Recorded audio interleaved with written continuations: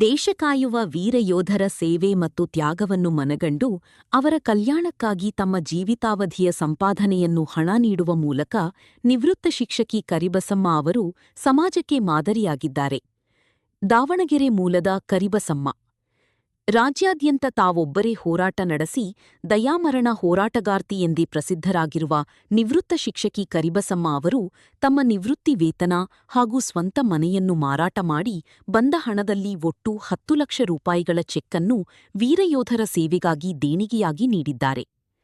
ಕೇಂದ್ರ ಸರ್ಕಾರದ ಅಧಿಕೃತ ನಿಧಿಯಾದ ಭಾರತ್ ಕೆ ವೀರ್ಗೆ ಈ ಮೊತ್ತವನ್ನು ಅರ್ಪಿಸಲಾಗಿದ್ದು, ಈ 10 ಲಕ್ಷ ರೂಪಾಯಿಗಳ ಚೆಕ್ ಅನ್ನು ಜಿಲ್ಲಾಧಿಕಾರಿಗೆ ನೀಡುವ ಮೂಲಕ ಕೇಂದ್ರ ಸರ್ಕಾರದ ನಿಧಿಗೆ ತಲುಪಿಸಲಾಗುವುದು ಎಂದು ತಿಳಿಸಲಾಯಿತು.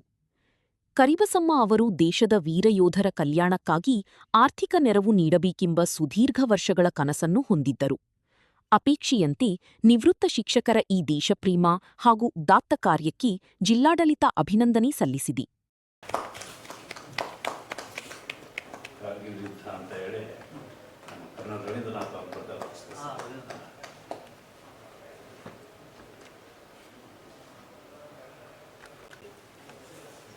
ನಾನು ಇವತ್ತು ಡಿಫೆನ್ಸಿಗೆ ಕೊಟ್ಟಿರೋ ಹಣ 50 ವರ್ಷದ ಹಿಂದಿನ ವಿಚಾರವಾಗಿ 50 ವರ್ಷದ ಹಿಂದಿನ ವಿಚಾರ ಇದು. ಆಗ ಕೇವಲ ಟಿ ವಿಗಳಲ್ಲಿ ಮಾತ್ರ ಟಿ ವಿ ಇರಲಿಲ್ಲ, ರೇಡಿಯೋಗಳಲ್ಲಿ ಮಾತ್ರ ಈ ವಿಚಾರವಾಗಿ ಮಾತಾಡ್ತಾಯಿದ್ರು. ಏನು ಅಂದರೆ, ದೇಶದ ಗಡಿ ಕಾಯ್ತಕ್ಕಂಥ ಯೋಧರು ಎಷ್ಟು ಕಷ್ಟಪಡ್ತಾರೆ. ಅವರು ತಂದೆ ತಾಯಿಗಳು ವಯಸ್ಸಾದರು, ಅವ್ರ ಹೆಂಡತಿ ಮಕ್ಕಳು ಕೂಡ ಆರೋಗ್ಯ ವಿಚಾರ ಮಾಡಬೇಕು ಅಂದರೆ ಅವರು 3-4 ಕಿಲೋಮೀಟ್ರ್ ದೂರದಿಂದ ಇಳಿದು ಬಂದು ಕಡಿದಾದ ಬೆಟ್ಟಗಳಿಂದ ಇಳಿದು ಬಂದು ಅವ್ರು ವಿಚಾರ ಮಾಡೋದು. ಅಂಥ ಒಂದು ಕಷ್ಟ ಪರಿಸ್ಥಿತಿಯಲ್ಲಿ ಅವರಿದ್ದಾರೆ ಅಂದ್ಬಿಟ್ಟು ರೇಡಿಯೋದಲ್ಲಿ ನ್ಯೂಸ್ಗಳು ಬರ್ತಾಯಿತ್ತು. ಆಗ ನನಗೆ ಮನಸ್ಸಿಗೆ ತುಂಬ ನೋವಾಗ್ತಿತ್ತು ಅವರ ಚರಿತ್ರೆಯನ್ನು ಕೇಳಿ. ಆಗ ನಾವಿಂದ ಏನಾದರೂ ದೇಶಕ್ಕೆ ಏನಾದರೂ ಸೇವೆ ಮಾಡೋದಕ್ಕೆ ಸಾಧ್ಯನಾ ಅನ್ನೋ ಭಾವನೆ ಬಂತು ಈಗ 50 ವರ್ಷದ ಹಿಂದೆ. ಆಗ ಅದು ಮನಸ್ಸಿನಲ್ಲಿ ಹಾಗೇ ಇತ್ತು, ಅದು ಕ್ವಶ್ಚನ್ ಮಾರ್ಕ್ ಆಗಿ.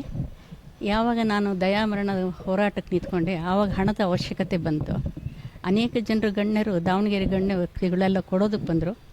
ಅವರಿಂದ ಯಾರಿಂದನೂ ನಾನು ಇಸ್ಕೊಳ್ಳಲಿಲ್ಲ. ಆ ಒಂದು ಹೋರಾಟದ ಉದ್ದೇಶಕ್ಕೋಸ್ಕರ ನಾನು ಒಂದು ಮನೆಯನ್ನು ಮಾರಿದೆ. ಆ ಮನೆ ಮಾರಿದಾಗ 6 ಲಕ್ಷ ರೂಪಾಯಿಯನ್ನು BSF ನಿಧಿಗೋಸ್ಕರ ಅದನ್ನು ಮೀಸಲಾಗಿ ಇಟ್ಟುಬಿಟ್ಟೆ, ಅದನ್ನು ಕೊಡಬೇಕು ಅಂತ ಹೇಳಿ. ಈಗ ಅದು ರೌಂಡ್ ಫಿಗರಾಗಿ 10 ಲಕ್ಷ ಕೊಡಬೇಕು ಅಂತ ಹೇಳಿಬಿಟ್ಟು ಯೋಚನೆ ಮಾಡಿ ಈಗ ಅದನ್ನು ದೇಶಕ್ಕೆ ಕೊಟ್ಟು ಒಂದು ಋಣಮುಕ್ತರಾಗಬೇಕು ಅಂತಂದ್ಬಿಟ್ಟು ಇತ್ತು. ಈಗ ನನಗೂ ಆರೋಗ್ಯದಲ್ಲಿ ಸ್ವಲ್ಪ ಏರುಪೇರು ಆಗ್ತಾಯಿದೆ.